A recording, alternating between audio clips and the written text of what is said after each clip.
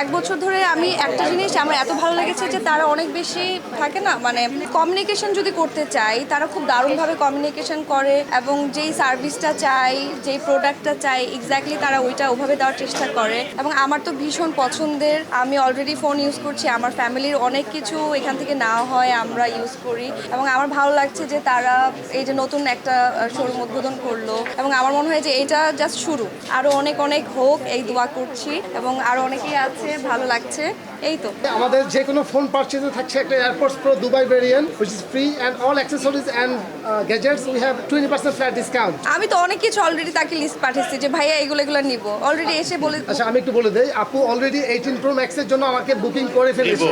Last year 17 Pro Max already আমি use করছি, যেটা ইউজ করছে সেটা আমাদের কাছ থেকে দেওয়া। 18 Pro Max এর জন্য already booked. Yes. Thank you.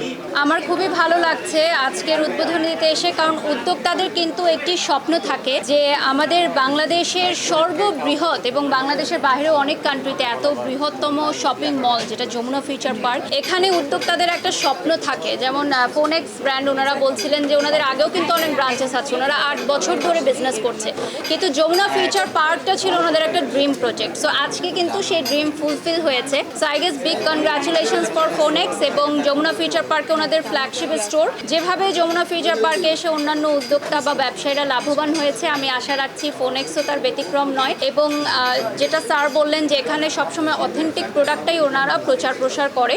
So I guess ফোনেক্সের অলরেডি আমি কিছু প্রোডাক্ট দেখেছি, আমার ভীষণ ভালো লেগেছে। তো বেস্ট সেলিং প্রোডাক্ট হচ্ছে আইফোন। সো আমার মনে হয় যারা আইফোন কিনতে চান সামনে, অবশ্যই ফোনেক্স ভিজিট করবেন। And thank you so much for inviting.